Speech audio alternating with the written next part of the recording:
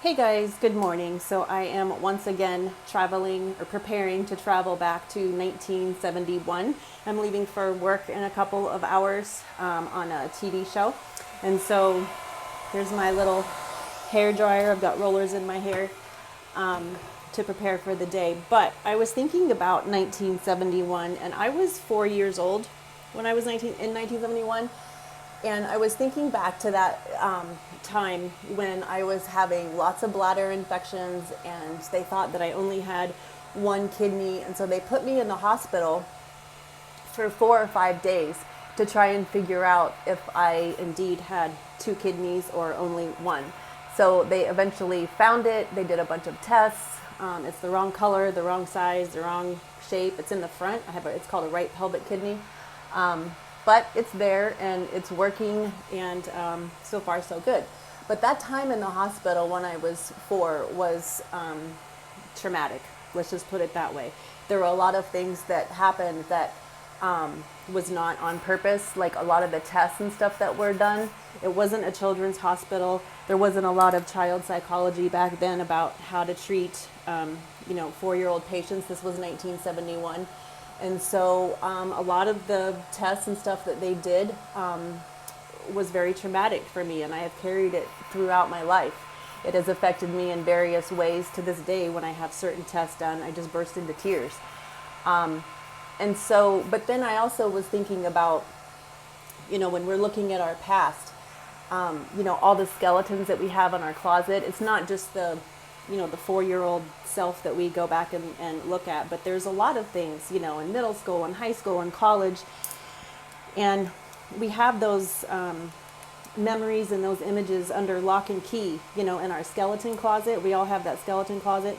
And especially, I'm watching, as I'm sure you are, all the Kavanaugh hearings, and it is yet to be decided as of this recording whether or not he will be confirmed. But it's very interesting that when we do not own the skeletons in our closet, it's a lot of energy to keep that under lock and key, right? It takes a lot of effort to, I always thought that when the internet came out, I always said, oh my gosh, thank goodness that the internet wasn't around when I was in high school or the first time that I went to college, because it would not be pretty. Like, I did a lot of things that, oh, that's lovely. A lot of things that I have been ashamed of, a lot of things that I shouldn't have done, that I've been embarrassed about. And I had the key to that skeleton closet really tight. I held on to that. But if we own our story, if we own our skeletons, if we go back and we're the ones that are in charge of that skeleton closet, we can clean it out. So now, because I have gone through the grieving process and sat down with safe people and processed out all of the pain and the decisions and the things that I did and the things that were done to me. Now, when I picture my skeleton closet, it's like cleaned out. It's white. I picture like this white room with, white walls, nice hardwood floors.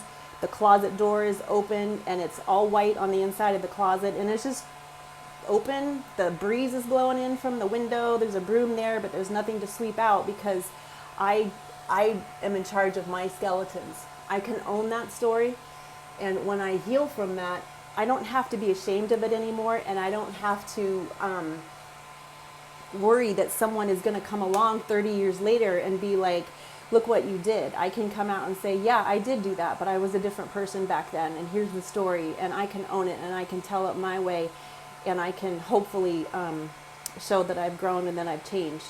So just food for thought this morning as I'm getting ready to go to work back to 1971. Let me know what you guys think in the comments, and I will talk to you soon. Have a good day.